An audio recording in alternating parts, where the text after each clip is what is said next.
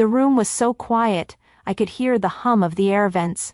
The 4-star general looked up from the file in front of him, his expression unreadable. I stood at attention, boots polished, uniform dry this time, though I could still feel the ghost of that storm in my bones. Across from me, my father, Commander Robert Jensen, retired, decorated, and perpetually unimpressed, stood with his jaw locked tight. The general's voice cut through the silence like steel. "So, this is the sailor who pulled my family out of that storm." I watched my father's color drain. His mouth opened, probably to take credit or deflect it, but the general raised a hand. "Commander Jensen," he said evenly, "when your daughter hooked that line, she didn't just save my wife and son. She saved the chief of naval operations family. You should have known her name long before I did." My father's posture faltered, the smallest fracture in his unshakable confidence. I didn't smile.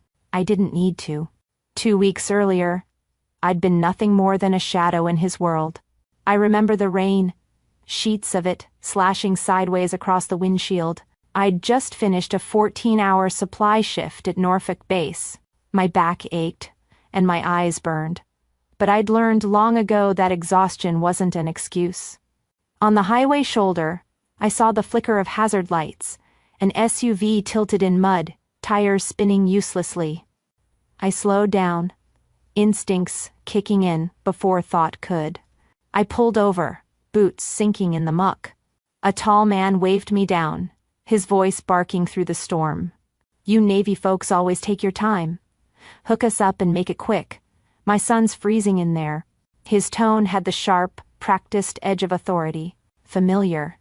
Too familiar. I couldn't place him through the blur of rain. But something about his stance. It hit me later.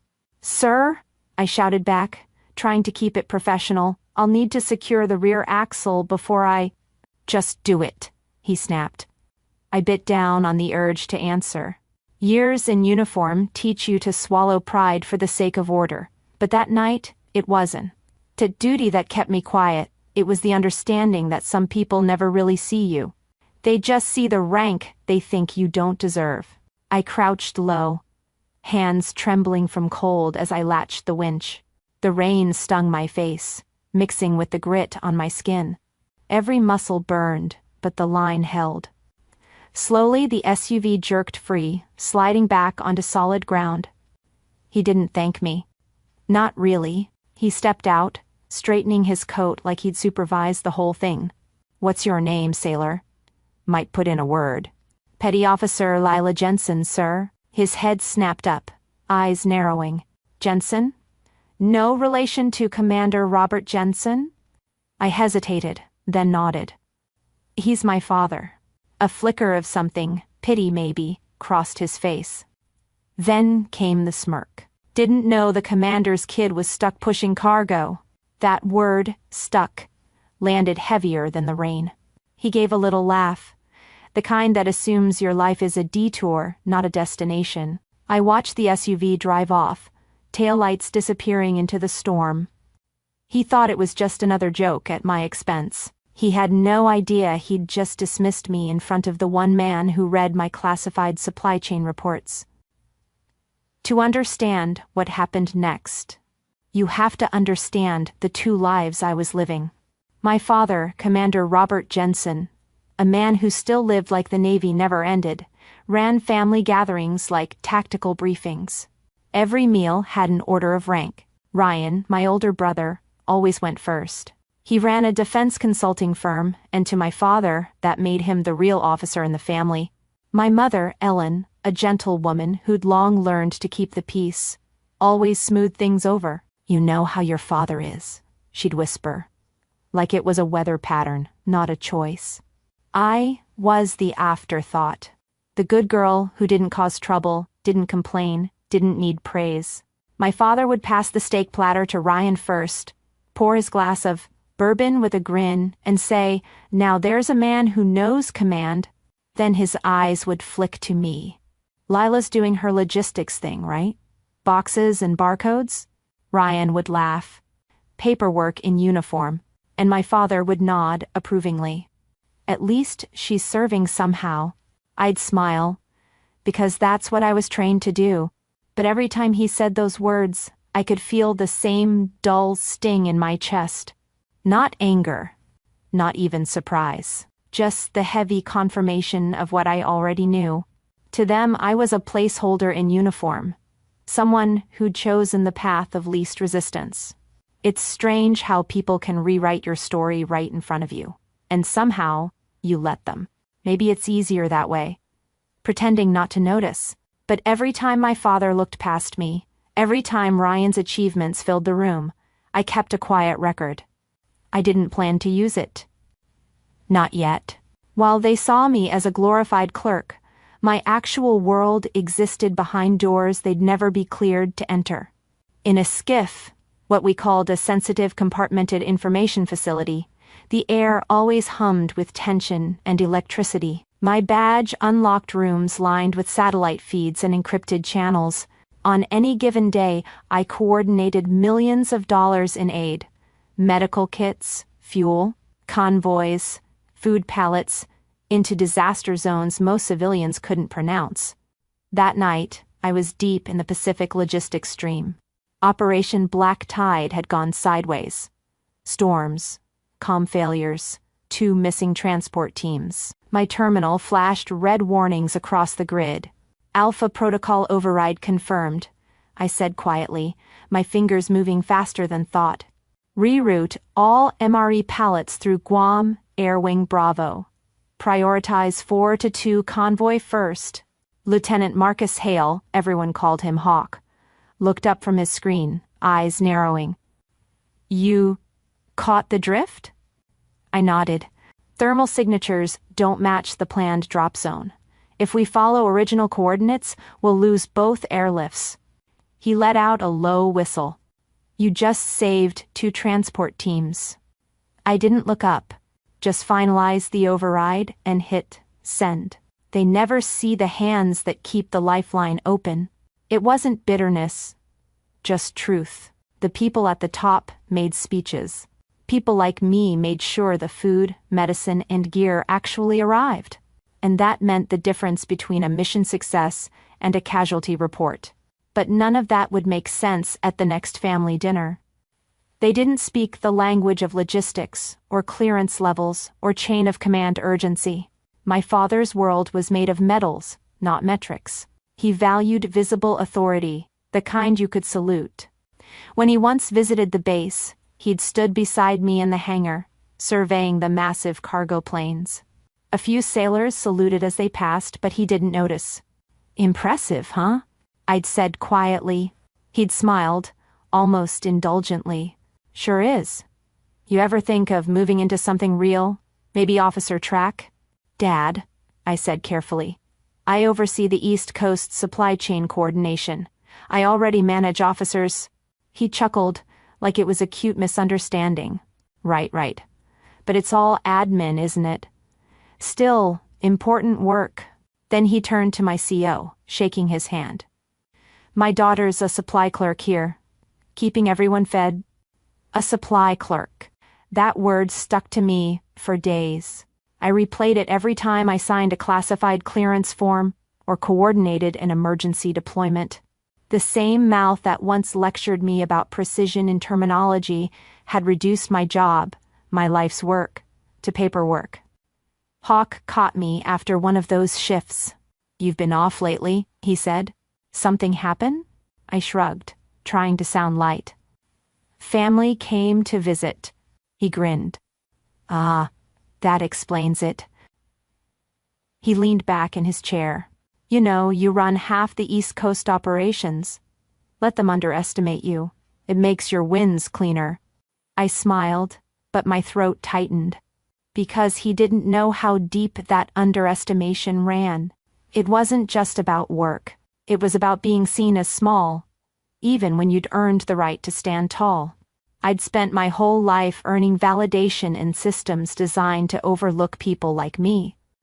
There's a kind of ache that comes from competence without recognition. You do everything right, stay composed, professional, indispensable.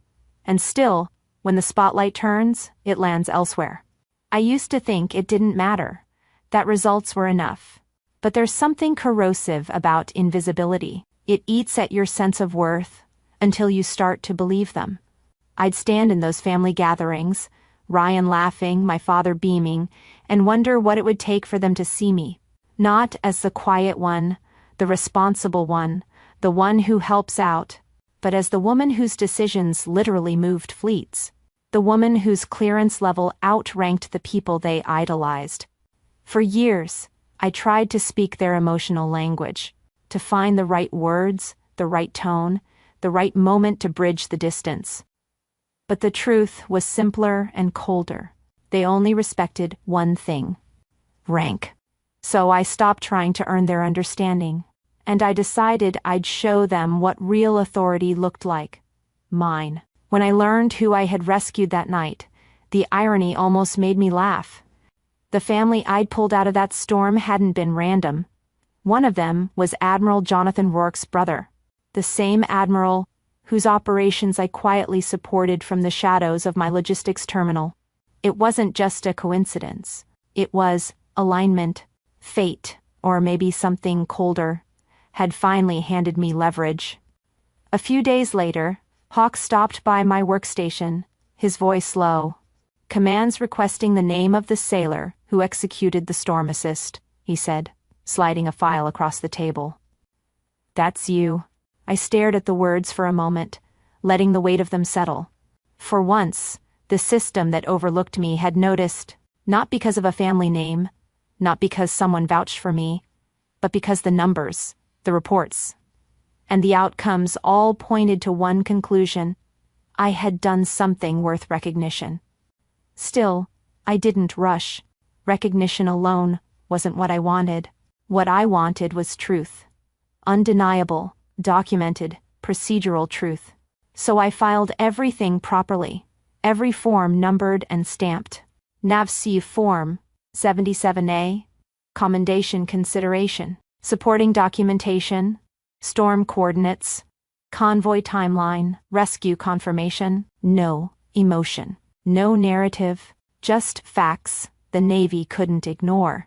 When I added Commander Robert Jensen Rhett, next of kin, invited observer to the guest list, I did it with the same calm precision I used to load convoy manifests. Every keystroke deliberate, every checkbox final.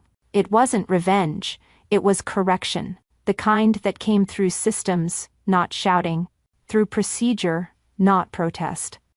I learned early that people like my father never hear emotion, but they always respond to hierarchy. So I built my case like a supply line, piece by piece, invisible until it was too late to stop. Weeks passed. Paperwork turned into protocol, and protocol turned into ceremony. One afternoon, my father called me.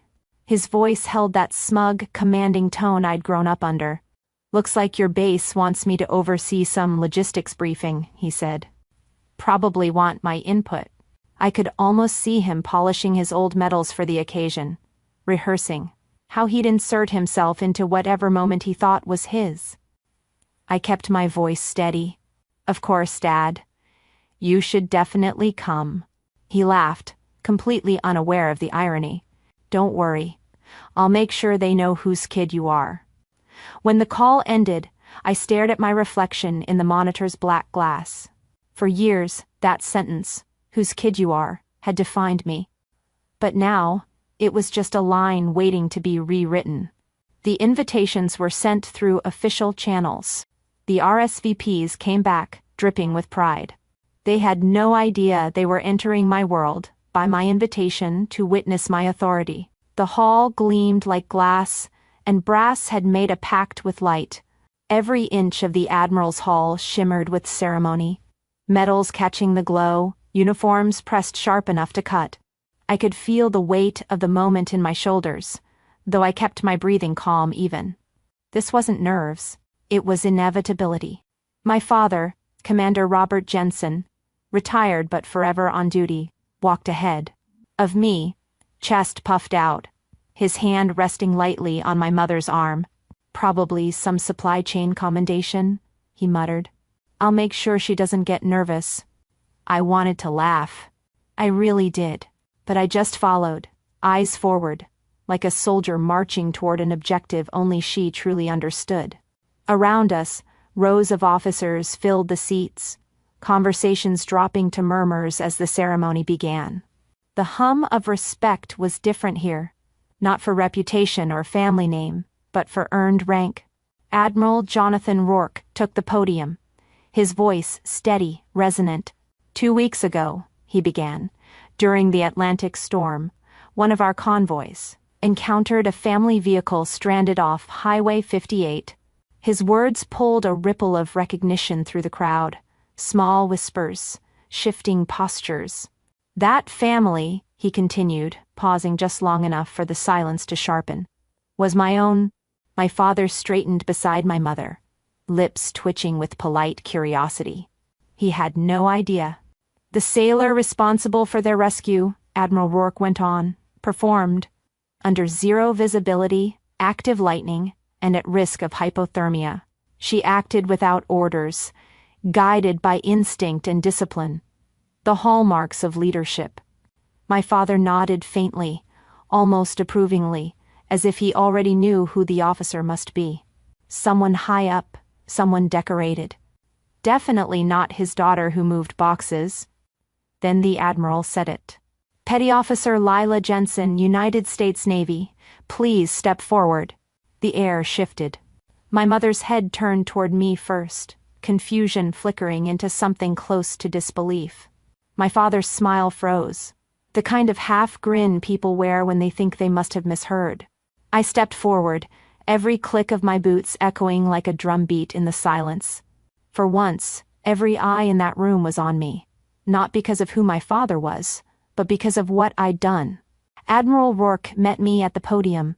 Your initiative saved the lives of my wife and son, he said, shaking my hand firmly. His voice carried pride. Genuine, unfiltered. The Chief of Naval Operations himself was informed. Effective immediately, your promotion to Chief Logistics Officer, Atlantic Command, is approved. Applause erupted, sharp and immediate. Cameras flashed. I saw Hawk in the back of the room, clapping harder than anyone, grinning like he'd known this was coming all along. I turned slightly. Not for validation, but to see.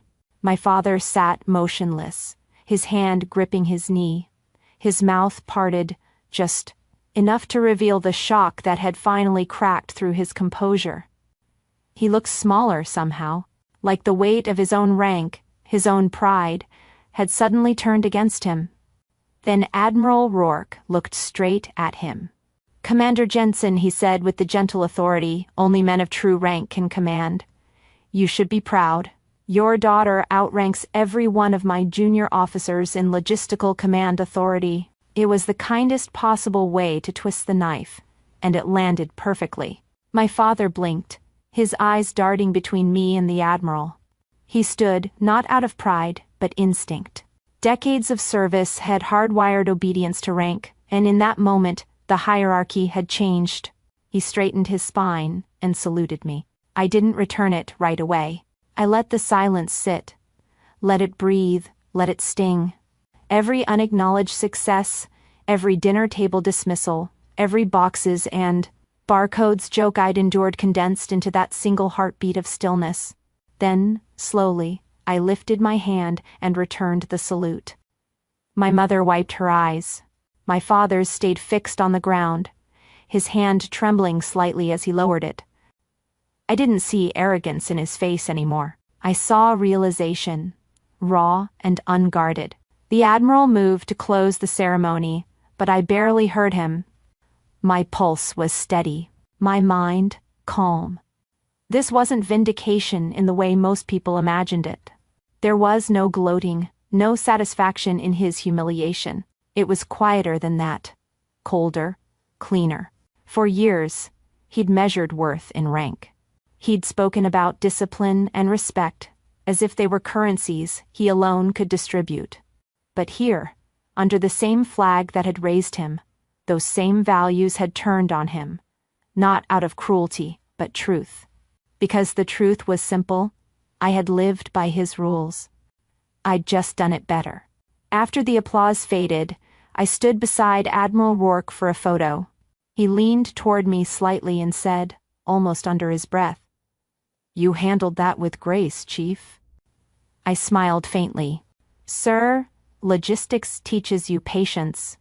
When it was over, I turned to see my father still rooted in place, watching me. For once, there was nothing for him to correct, no advice, no critique. Just silence. My mother touched his arm gently, but he didn't move. I walked past him without a word, the polished floor reflecting every step. He had spent his life teaching me the value of rank. In 6 words, he finally learned who outranked who. When the ceremony ended, the applause still echoed in my ears, long after the room had emptied. I stood there for a moment, medal in hand, watching the flashes of cameras fade into quiet. Reporters swarmed the Admiral, quoting his speech, spreading it across Navy channels like wildfire. My name was trending in circles that once forgot I existed. It was surreal. But the noise wasn't what stayed with me. What stayed was the silence that followed. I spotted my father near the exit, his posture tight, his face unreadable. For a second, our eyes met, but then he looked away, too quickly to be an accident. He said nothing, didn't approach, didn't congratulate. He just slipped through the crowd, shoulders squared, walking like